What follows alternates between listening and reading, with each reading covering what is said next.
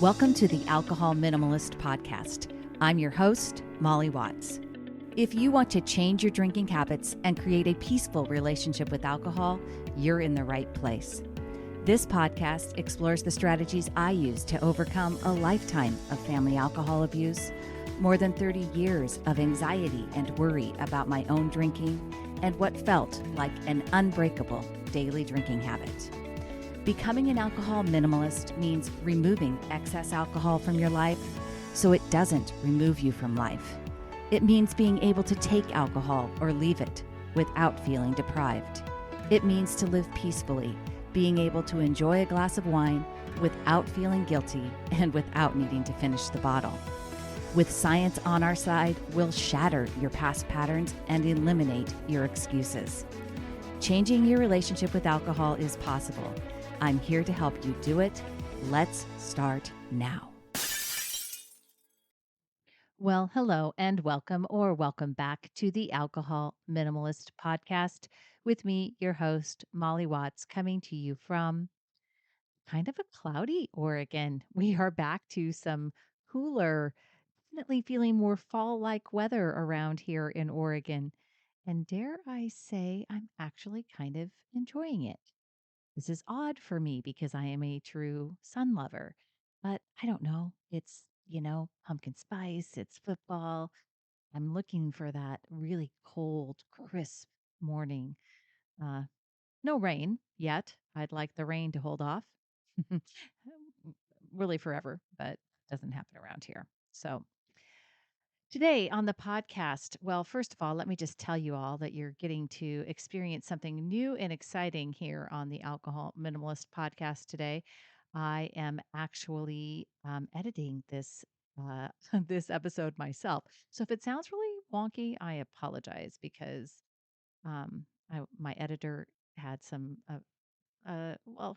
she had an event this week that not an event, a life circumstance that came up that really prevented her from being able to help edit this week. So of course I said, no worries, I will figure it out myself. So hopefully it sounds all okay. Luckily I had an interview scheduled, and that interview is with Akshay Nanawati.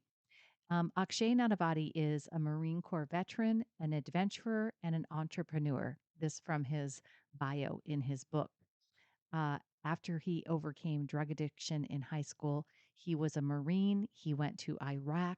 And when he came back home, he struggled with alcoholism and then got learned how to heal his own brain. And he went on to spend years studying neuroscience, psychology, and spirituality. And this led him to write Fearvana. That is what we are talking about today. His book called Fearvana. It is the revolutionary science of how to turn fear into health, wealth, and happiness. I think you are really going to love this conversation. And here it is with Akshay Nanavati. Hi, Akshay. Thank you so much for being here on the Alcohol Minimalist Podcast. I am just super excited to talk with you and share Fearvana with all of my listeners. Thank you so much for having me. Pleasure to be Yeah, here. absolutely. So, in the intro, which I just gave, I talked about the title of the book. So, The Revolutionary Science of How to Turn Fear into Health, Wealth, and Happiness. That's a pretty big, bold title. Absolutely. So, Yeah. tell me kind of where this came from. How did Fearvana become? Yeah, the birth of it kind of, I would say it began when I moved to the US. Not obviously I didn't know it at the time, but looking back on my life now, this is what led to everything that is Fearvana today. I was Okay. born in India. I moved to the US at the age of 13, and soon after moving here, I got very heavily into drugs, into alcohol. Mm. I lost two friends to they OD'd. I was kind of heading down that path. I still have these scars on my arm from cutting Oh, myself, wow. burning Yikes. myself, very Wow. self-destructive. I mean, did many things where it's a wonder that I made it out alive, but Yeah. I did. And the movie Black Hawk Down was the trigger that Yep. changed my life. You've seen the movie? Okay. I have. Yeah. Yeah, powerful movie, war movie based on Very. a story.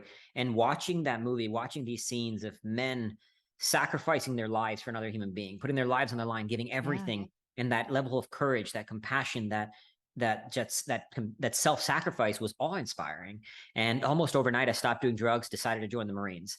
It took me about a year and a half to join the Marines because I have a blood disorder that two doctors told me would kill me in boot camp. So I had to Oh, sort of wow. fight my way into the Marines.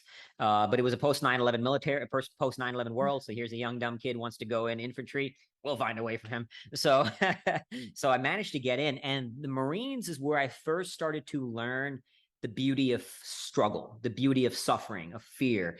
Marine Corps training was hard. Boot camp was hard. Yeah. Infantry school was hard. And I suffered, but I loved it. It wasn't so much the suffering, but it was the transcendence of that suffering. You Mm. tapping into something in the human spirit, in the human soul to rise above that struggle. And that was beautiful, to figure that out.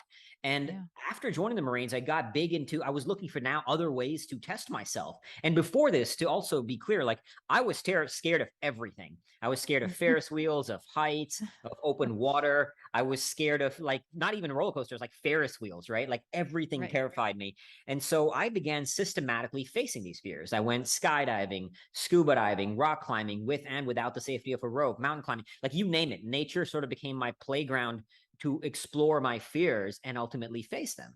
And again, I didn't know this at the time, but this was all the birthing ground for what is now Fearvana, right? Okay. And then in 2007, I was deployed to Iraq as an infantry marine, where one of my jobs out there was to walk in front of our vehicles looking for bombs before they could be used to kill me and my fellow Marines. Wow. That has Dangerous to job. be a super intense experience. It was yeah, dangerous job to say the least, and among other jobs in a counterinsurgency warfare environment. So obviously an intense experience, but once again, learning how to face fear, finding, strangely, there was a kind of peace I found even in war, to the point that Mm. when I came back home, I struggled with this world. I wanted to go back to war. I didn't get my chance to go. So over the years, I, found a corporate job, and gradually just demons starting to rise. I lost a friend in the war, struggled with survivor's guilt. I started drinking to the point that, first 1 day, 2 days, to the point that at my worst, I was downing 750 milliliter bottles of vodka every day for days on end. I mean, I'd be Wow. throwing up and then drinking as soon as I stopped throwing up again. Till one Wow. morning after a 5 day binge, I was on the seconds away from slitting my own wrist, looking at a knife in the Mm. kitchen. And that was, as you can imagine, a rock bottom. Yeah. It wasn't a smooth climb out of the abyss, but that was the journey that started it. And I went deep into neuroscience, into psychology, into spirituality, doing that inner work, confronting my own demons, facing them, to eventually what then led me to Fearvana. And this idea, because the whole ethos of it was to combat the demonization of what we have framed as quote unquote negative emotions. Mm. I was told I had PTSD, that I had post traumatic stress disorder. Mhm. We deem stress as bad. We think anxiety is bad. We think fear is bad. And I started to recognize that these things are not bad. They're just Mm. part of the human experience. Like I had post Right. traumatic stress. I felt survivor's guilt. I was jumpy with loud noises. I didn't like crowds. These were not a disorder. This was just a normal human response to a war zone where your brain learns to associate loud noises with death. Right. It's a normal response. So by releasing that identity of disorder, that label of disorder, I started to accept and sort of normalize and be with the stress. And it's uncomfortable. It's extremely uncomfortable, but it's not bad, right? These are not bad experiences or bad emotions. And that fundamental recognition that there are no bad emotions, there are no bad experiences. They are just experiences and they're just emotions. And it's Mhm. entirely up to us to decide what we do with them. And by reframing relationship through fear, through stress, it led into this ethos of Fearvana, that fear is not the antithesis of nirvana, but the access point to it. Oh, And that fear, okay. stress, suffering, pain, these can all be, and in fact, in my life today, to this day, I do very, very scary things, from skiing in Antarctica, where I lost a finger to frostbite last year, to running ultra marathons, to climbing mountains in the Himalayas, to, many dangerous pursuits where I'm constantly terrified, to cave diving. And now facing them, engaging struggle, I've kind of found my peace. And there's a level of bliss you find when you push yourself into these realms. And that's kind of the Yeah. fundamental ethos of Fearvana, is to help people develop a positive relationship to suffering of any kind, and then use it to find, live, and love their own path, whatever it may be. Okay. Wow. So there's a bit to unpack Lot here. So there. first of all, Yeah. okay, all good. So first of all, something that you said about this, so the negative emotions. I talk a lot about negative emotions around here because, as you can imagine, right, many people that turn to alcohol are turning and using alcohol as a way to buffer away Mhm. negative emotions like stress and anger Mhm. and fear and, anxiety, you name it, right? We do label those negative type emotions, and people are looking to for ways to escape them. They Mhm. don't want to Mhm. allow them into their lives. So I Mhm. talk a lot about the ability to allow those emotions, and also understanding how we can create a different story for them. And that's kind Mhm. of what I hear you saying.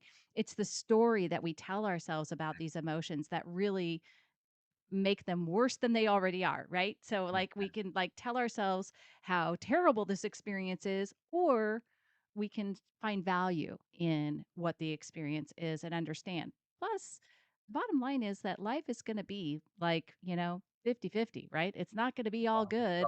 Yeah. It certainly cannot be. And so I know in the book, one of the things that I really valued was this idea of embracing a worthy struggle, Mhm. right? So, not adding to our suffering with stories and labels and ideas about what we should do or can't do or how this experience should be, but really interpreting our opportunity, or, finding opportunities to embrace a worthy struggle. Mhm. So, tell me more about that. And then also I want to hear, so like one of the things that I just want to be clear so everybody else understands, we don't all have to be adrenaline junkies, right? To go get to get the benefits of Fearvana. Absolutely not, and thank you for Okay. clarifying that. I like to highlight Okay. that point. Like, my way is not the only way, and to your point about Right. the worthy struggle, like, everything I stress, and I know when people hear my story, they're like, and I repeatedly need to point out, so I'm glad you did that. I'm not saying you need to go run ultra marathons or ski in Antarctica to find some sort of bliss or enlightenment. It's about finding your own worthy struggle, whatever it may be. Right. It might be raising a child, it might be playing the guitar, it might be singing music, like whatever it may be. We all have our own worthy struggle. And I call it a worthy struggle because it will be hard. And Right. any worthy pursuit is going to be hard. And to your point that you brought up earlier about like you're going to have to deal with that, you almost want to because I've gone through a period of my life when I came back from the war that I was numb to all emotions. Mm. And being numb is not a healthy way to live life. It's not a good way to life to live, to experience this the beauty, the adventure of the human condition. And so with highs, if you want to experience joy, you're going to have to experience pain, right? The high, you can't have a summit without a valley, otherwise it's all just Right. flat ground. And so the ups and downs is really what makes the roller coaster and the adventure of life worth living. And that's why I call it a worthy struggle, because and when you change your relationship to it, when you start to accept that fear is not the enemy, and it's literally as simple as just choosing not to demonize it. Like, I'll give you a concrete Mhm. example. I worked with this client once who was flying to Iceland for a solo, just a vacation. And he was super scared. It was the first time sort of going on vacation on his own. And he was beating himself up. He was looking at me doing the crazy things I do. And he's like, you do all these things climbing the Himalayas, and yet here I am being scared just going on a chill vacation in Iceland. His problem was not the fear, Mhm. because he had never been on a solo vacation. I used to be scared of these things. I'm not anymore because I have now developed more references. So my brain says, okay, look, this thing's not scary anymore. So we don't have to kind of worry about it. But Right. other things it's scared of. So my level of what induces fear is different than yours and anybody's. We're all different. But it's not, his problem was not that he was scared of going to ice on his own. His problem was he deemed himself unworthy and he was judging himself for that. So when you accept that, hey, it's okay. I mean, I sometimes to this day, I live in a very nice neighborhood in a nice place. I'll get scared just being in the house alone. And it's kind of crazy because I do a lot of insane things. And yet here I am being scared in a nice home. And the thing is, I've gotten to a point now, I don't care when fear shows up. I don't care if it's there. I'm scared of Mhm. most things I do. But you will develop over time by practicing it, like it's okay. The fear is there, the stress is there, the anxiety is there, whatever the thing is there. It's not bad. Even guilt, for example. Everybody told me not to feel guilty. And look, rationally, I get it, right? You can't Right. control what happens in war. Bullets fly where they fly, it happens. But emotionally, I couldn't make that guilt go away. And then I realized that, look, guilt is not the problem. My guilt was just an expression of love. It was an Mhm. expression of love for my brother. So I learned to use it. For a long time, I actually had a picture of my friend that I lost in the war up on my wall. And it said, "This should have been you. Earn this life." Hey everyone, just a quick break in the show to talk with you about Sunnyside. Now, you've heard me talk about Sunnyside on the show before. I've had Nick and Ian, the founders, here as my guests. I am just so impressed with them. They are deeply mission driven. They are building a service to help millions of people create a healthier relationship with alcohol with no pressure to quit or feel guilty. So, you know, they are very aligned with everything I talk about here at Alcohol Minimalist. I wanted to share with you some thoughts and comments made by people in my group and my clients who use Sunnyside. I checked it out and was pleasantly surprised. I have used a few tracking apps and despised them. But the support, the daily check-ins, and the plan, yes, the plan. I signed up for 3 months yesterday and actually looked forward to the check-in today. I have no doubt this tool is a step forward for me. I just want to thank you to everyone who recommended Sunnyside in this group and all of your advice throughout. I'm having the best start to a week of moderating since I fell off the wagon in January. You work the plan and it works. Thank you, everyone. Now, you don't have to take my word for it. You don't have to take their word for it. I want you to check it out for yourself. Go to www.sunnyside.co/minimalist to get started on a free trial today.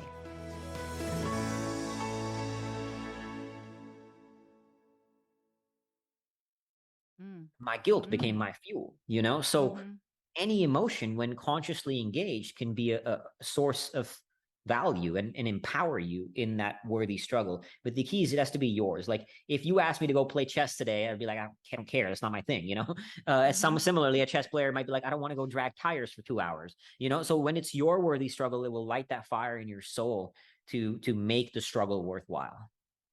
All right. I love that. So this whole idea, I talk a lot about there's these primal kind of emotions, right? These so fear is one of those. I talk about like the six primal emotions. They're more like the emotions that stem they were part of that lower brain that we evolved, that the mammals evolved so that they could create the Mm-hmm. kind of emotional connections. And I know you talk a lot about lower brain, higher brain Yeah. too in the book. I also work a lot with people to understand that those primitive responses are survival instincts that flare up that really don't have a basis in our real worlds today, right? They're still reacting in some sort of Yeah. instinctual survival mode way when we really don't need to be in, we're not threatened right now. We're not talking Yeah. about war, obviously, but we're talking about here on a daily basis.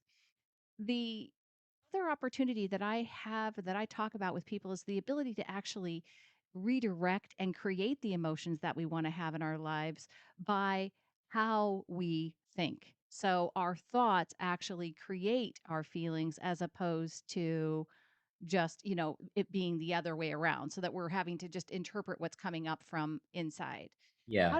How do you feel about that? Do you feel like you have the ability to kind of create how you feel on the inside with how you think?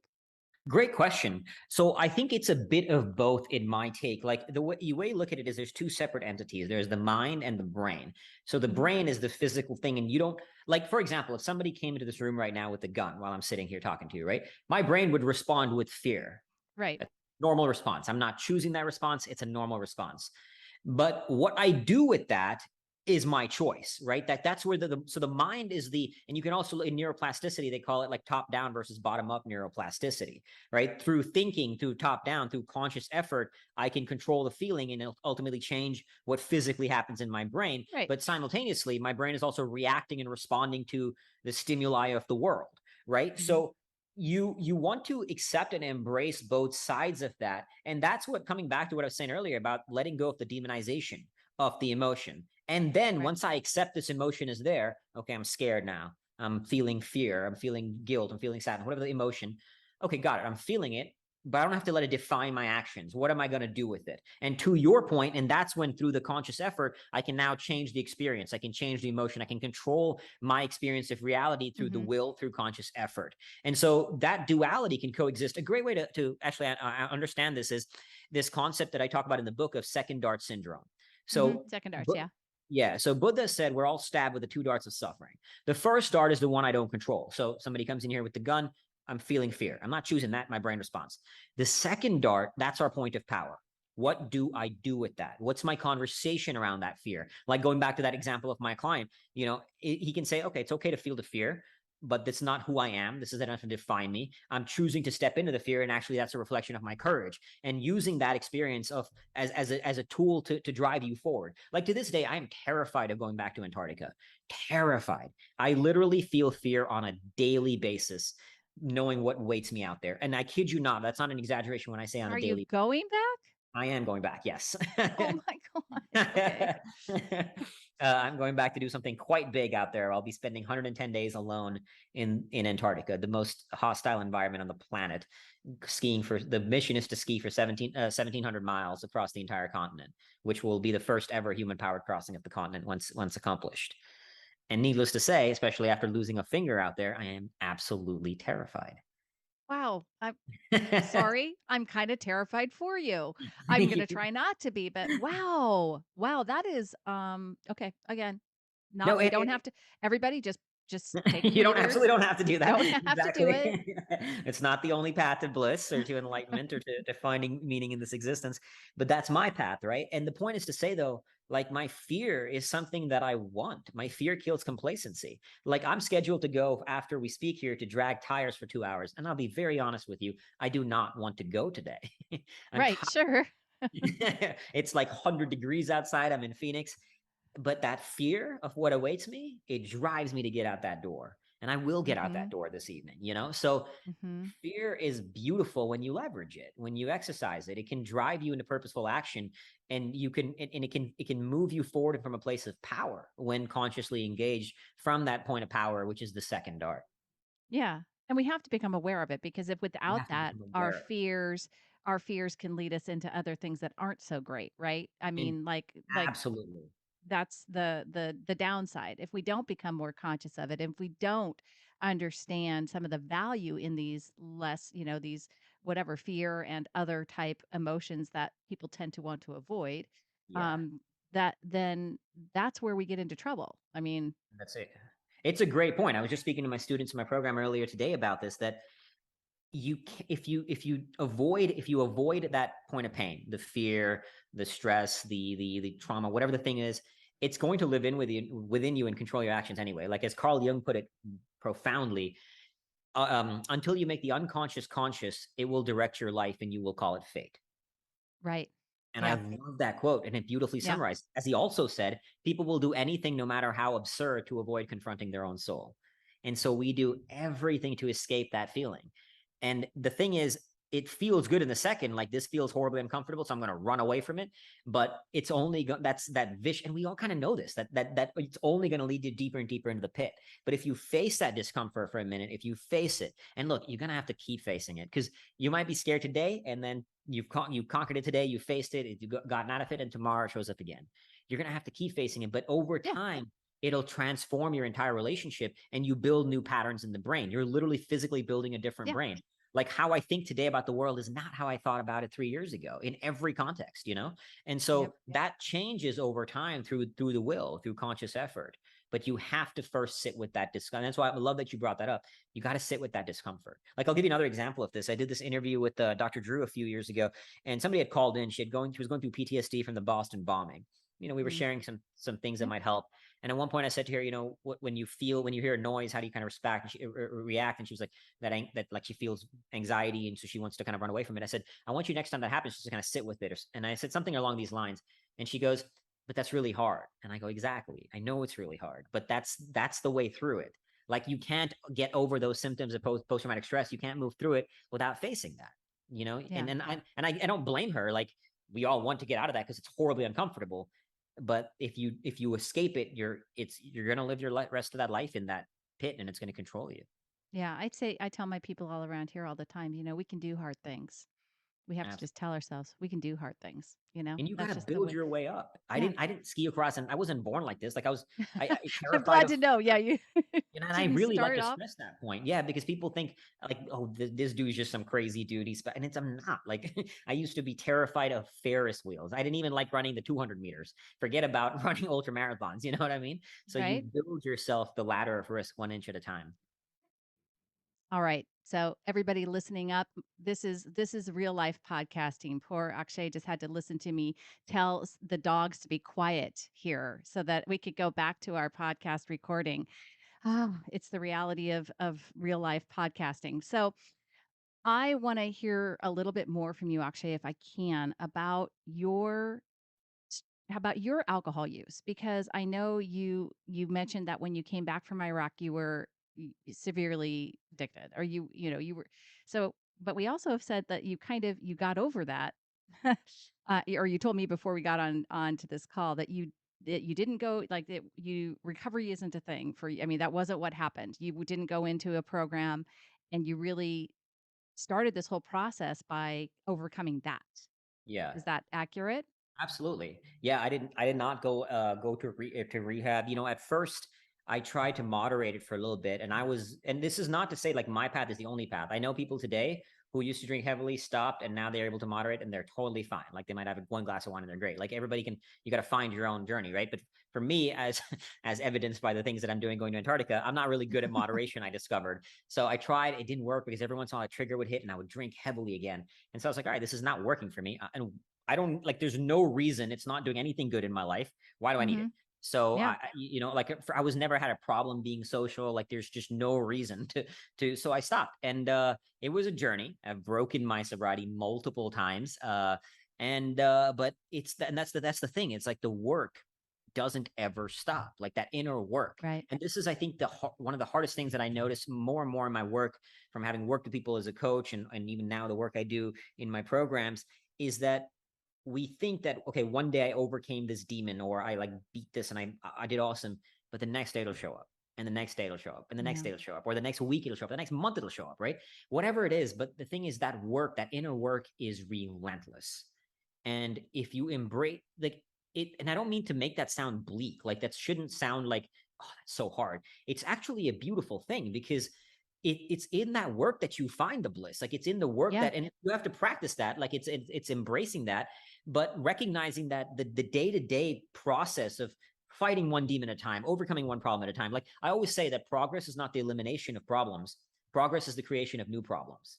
Yeah. You're never going to get there, quote unquote, there. We always think once I get there, the $1 million, the house, the car, the sobriety, the relationship, then everything will be golden and something else will pop up. But that's okay.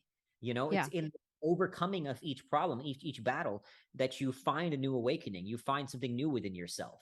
And again, that's not going to happen overnight, but over time you build that pattern. As I said, I don't want to go out drag tires later today. You know, that still shows up, even though Yeah. Right. I'm pretty consistent at exercising very, very hard, but it Right. still shows up that I'm like days where I just don't want to do it. And then you got to fight that, you know? So Yeah. that work is where the awakenings happen, where the bliss happens. Yeah. No, I totally agree with you because I tell people all the time, this is I talk about creating a peaceful relationship with alcohol, and that's for me where I'm Yeah. at. I have a peaceful relationship with my deceased mother who was an alcoholic, and I have my own. I don't crave alcohol. I don't desire alcohol. I don't turn to alcohol to when I have a stressful Yeah. moment, right? Yeah. But the work that I really mastered through all of that was the mastery my own thinking, of my own mind. And Totally. that is really what we're talking about. And Yeah. that is a continual process. That is something that I am never going to be perfect at and I'm not finished at. But what's wonderful about this work and about really understanding the neuroscience, really understanding and diving into it all and understanding the brain and the consciousness and the mind is that you do have the power and the Mm-hmm. agency to Mm-hmm. create that story for yourself. And Mm-hmm. really, for me, I really just didn't understand. I used to look around and blame the circumstances of my life for everything that was how I felt, Mm-hmm. right? Like Mm-hmm. it was everything else around me. And instead of understanding that there was actually my own version of, my decision on how I interpreted the things that were going on around me that was creating these feelings Yeah. of whatever, the negative feelings that I was having. Yeah. Like I had an opportunity to actually change my perspective. Now, for me, like I'm grateful for the journey that I had with my mother, right? Because if I didn't have that, I wouldn't be here. I wouldn't have had all the things that I've created and done from that. And I Yeah. feel like it's the purpose, right? It's my purpose was I'm telling or helping her story end in a Mm, better way than it did. And I'm hopefully going to help other people change the story and change the endings to their own stories with alcohol. So yeah. I think Beautiful. but I don't know how you feel about this, but I say, I'm not some special snowflake. Everybody has the opportunity to do 100%. this. It's really all about how we learn about our brains, how we learn about our minds, and how we choose to think about our lives. Exactly. Yeah, the meanings we create to our reality, to your point, right? Like you could look at the things that happen and feel victimized by it, or you can choose it to see that there's meaning in it. Like same thing with my all the whatever I've been through in my life. It's Right? and I get it that sometimes it's easy to look back and say this is a gift, but sometimes when we're in it, it's hard to do that. But when Sure. you actually start to, and that's why the very core essence of Fearvana, like my fundamental mantra that guides me is the words suffer well. When Mhm. you develop a positive relationship to suffering, that's how you transform your life, because then it won't matter whether life hits you hard or whether you're seeking that worthy struggle, you're seeking a challenge.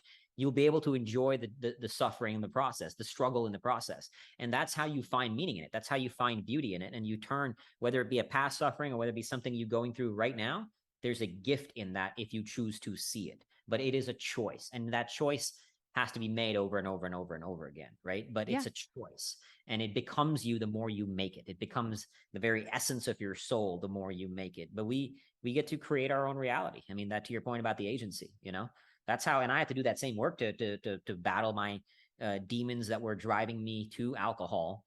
It was avoiding, it was escaping, it was running away from, and I had to face those demons. I mean, I'm not saying everybody again has to do this, but I went into 7 days of darkness, like, and then a few months ago I did 10 days of darkness, where I spent 10 days in complete darkness, silence, and isolation, like just in a completely dark room. You literally cannot see your hand in front of you, darkness, just to be still within and see what will show up. It was a profoundly beautiful experience. Wow. I have so many questions about that, but they're mostly not very appropriate, so I'll just say, "Okay, wow." Um, huh. Yeah.